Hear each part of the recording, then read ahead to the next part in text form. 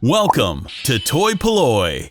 Hello and welcome to another video from toy-polloi, and today I'm taking a look at another Star Wars inspired playset from Palitoy, and today it is the Cantina Playset. Now Palitoy make these retro inspired playsets that are the sort of things that you would have got back in the 1970s. They have a vacuum formed base with a cardboard surround and then some other stickers applied to them, and they are really fun playsets. In fact, you'll have seen that I've reviewed most of these here on the channel before. So today we are going to be taking a look at this all new one based on the Star Wars Cantina on Mos Eisley. So let's take a look at the box, then we'll open it up and build it and see what the set looks like. Okay, so here we have the box for the new Cantina playset, and as I say, this is made by Palitoy. You can see their logo in the bottom corner here, and this is based on the Cantina on Mos Eisley. So the image on the front shows the Cantina absolutely full of figures. I think that is Lee from Palitoy's son there in the background. On the front it has minimal details about what is inside the set. Really, the photo shows you everything. Obviously we don't get the action figures, those are not included. This is the Cantina playset. You will never find a more wretched hive of scum and villainy. You must be cautious, and there is some assembly required. If we turn the box over, you can see on the edge of it, it has the Star Wars logo and the little bubble that says Cantina Playset and then the Palitoy logo. Otherwise, the back of the box is exactly the same as the front. This is the sort of standard way that the Palitoy boxes look.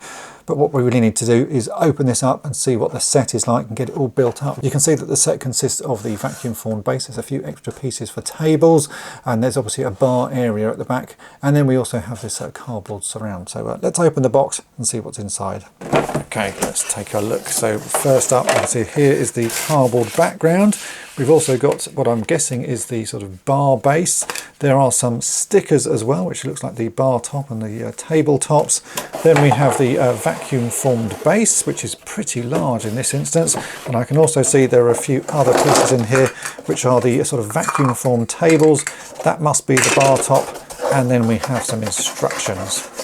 On the instructions, it shows you how to put the base together. So you can see we do have indeed the sort of front of the bar there. We've got the stickers that need to be stuck onto these pieces. So these are little tables.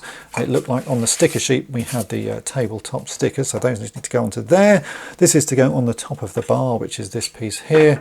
And then it's just a case of folding a few pieces and getting it to sit together. So let me put this together and I'll get some figures out as well, and we can populate it to make it look like the Cantina.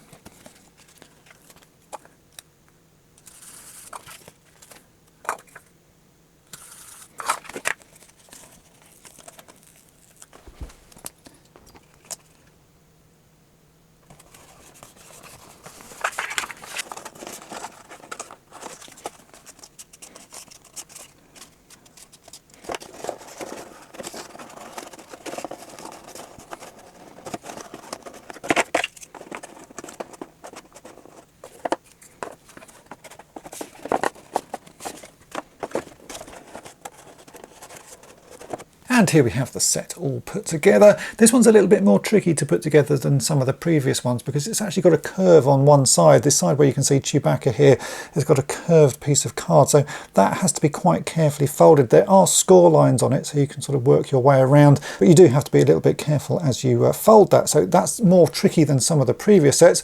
Also, the bar area requires a little bit more sort of careful curving of the cardboard. The previous sets have all just had semicircles, so the card just sort of curves around it. This has sort of curved corners, so it's just a little bit more awkward to set up, but once it's set up, this is what it looks like, and I have to say it does look really rather nice. It's got all the key areas that you remember from the Cantina. So on the left hand side we have a little sort of raised plinth, which is where the Cantina band can perform. In the back you can see we have the bar area where Luke and Obi-Wan have their confrontation with Walrus Man.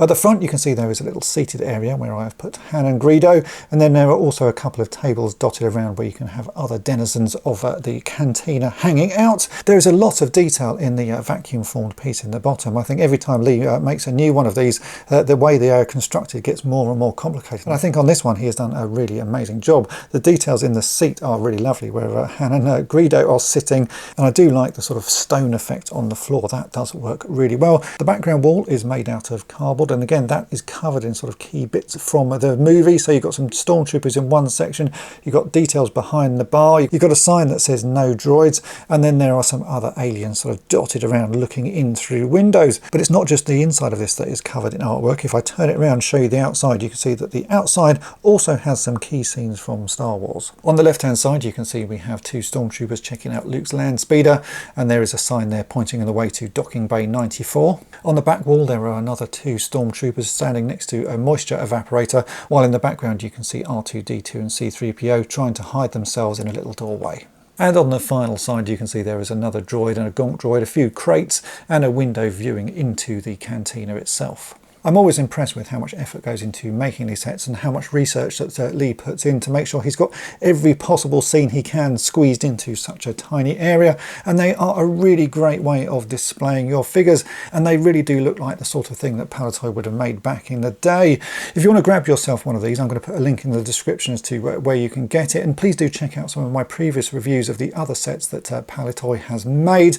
They are all really nice, and if you've got a big area to display your action figures, these are a great way of doing it. As you've probably noticed in this review of the Cantina playset, I actually have the Cantina band there on the left.